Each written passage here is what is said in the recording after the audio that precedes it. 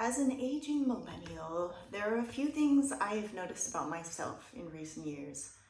I'm starting to get wrinkles. I find that crowded, noisy places are not for me. And I also find it hard to get up in the morning. These might be just normal symptoms of reaching middle age, but there's one thing that has left me puzzled. Why do I find it so hard to watch contemporary J-dramas?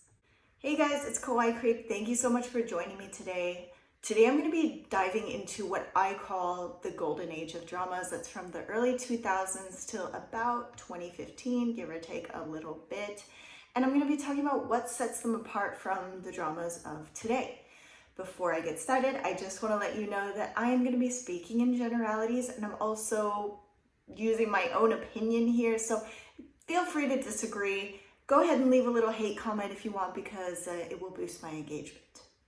So what is it about dramas from that era that are so different from today, and why do I personally find them more enjoyable to watch? Let's break it down into a few reasons, and as always, if you want to join me for more videos, go ahead and smash that like button, follow, send it to a friend, send it to your enemy, send it to your ex, anything you want. So first of all, I want to compare this idea to something that we might all be familiar with already. You may have heard that most people kind of stop listening to new music when they get to their late 20s. They just stick with the soundtracks of their youth. They stick with the things they already know, and they find it hard to open their mind and listen to new pop music. And I do sort of feel this myself. I like a lot of the new pop music, I love it, but it's never gonna hit the same as the anthems of your youth, the songs that were popular from the age of about 15 to 25. Nothing can compare to the music that you find when you're that age. And there's something about it that just really sticks with you, but why? So for one, you're really forming your identity at that point. You're making your own choices, maybe for the first time in your life.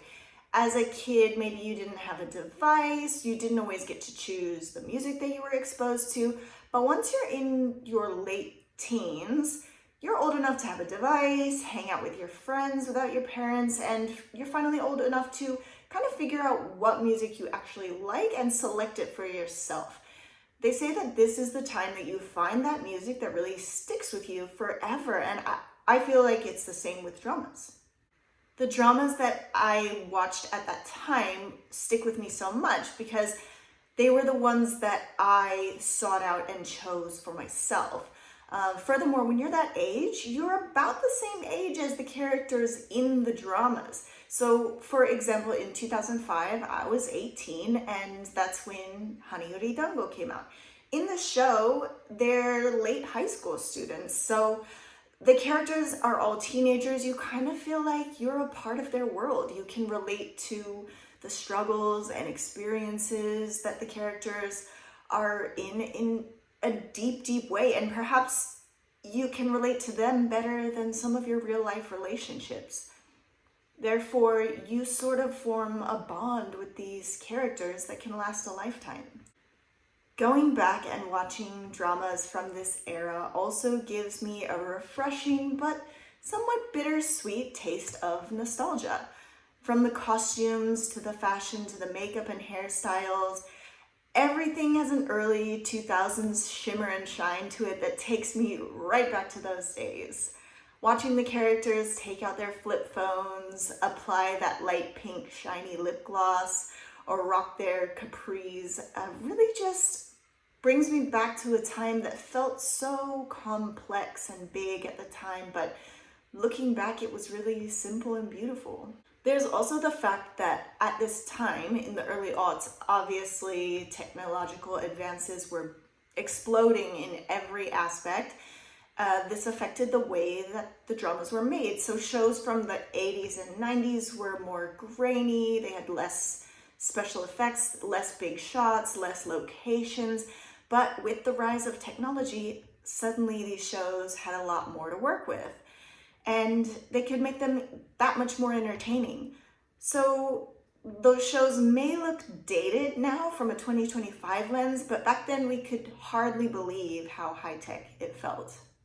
Lastly, the reason I feel so attached to dramas from this time is that I find the leads so much more, I don't know how to say this without offending people. I'm probably going to offend people. Feel free to disagree. But okay, no hate to the actors that are popular today. Absolutely none. I love some of the newer dramas, I think, and obviously the popular actors, they're so beautiful and talented. But that being said, back then, people were generally so much more unique looking. We didn't have access to YouTube makeup tutorials, filters, and plastic surgery. The actors from that era all looked so different and not as polished as the idols of today. And to me personally, that just made them so much more realistic, relatable, and yes, even a little more attractive.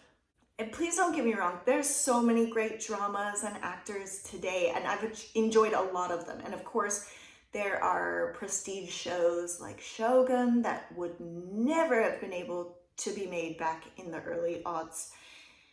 All dramas are valid. This is my personal take on why people my age are so drawn to the pop culture and the dramas of the early 2000s. It was a time where we were all sensitive youths. We were searching for our identities. We found these shows where characters were going through a similar season of life to us, and we formed an attachment. The fashion, the ways these shows were shot, and the soundtracks can all transport us back to a time that may have been hard back then, but we look back with rose-colored glasses on a time that we can never get back. However, if we dive into shows like Hana Yori Dango, Nobuto wo Produce, and Densha Otoko, we can transport ourselves back there for just a little while. Thanks for watching this. Let me know in the comments, what is your favorite drama from this era? Or let me know if you completely disagree. You think they're all garbage and that I am just an old, boring millennial who has no taste. Go ahead, leave us a little hate comment. We love it. Like I said, all dramas are valid, and honestly, I've enjoyed, like Shogun. Oh my gosh, Shogun is fantastic, incredible, and that is something that you could not have achieved in the early 2000s. So there's always another side to the story, 100%. For me personally, and I think you can probably tell from all the references in this video, the 2005 version of Hana Yori Dango is peak drama to me. There is nothing that will compare. I can rewatch it a million times. The storytelling is so fantastic. There are so many heartfelt moments, and the chemistry between the two leads is just undeniable. In fact, does anyone remember back then there was a rumor that Matsumoto Jun and Inoue Mao were secretly in a relationship. They secretly got married. There were so many rumors about that. Obviously, they were not true, but it was because of that sizzling chemistry that they had on screen that everybody was convinced that this is a real romance. Anyway, all that being said, I always want your drama recommendations. Please leave them in the comments below. You can also follow me on Instagram at Kawaii Creep. It's Kawaii with 3 eyes. And thank you so much for joining me today. I will see you on the next video, and have a great day.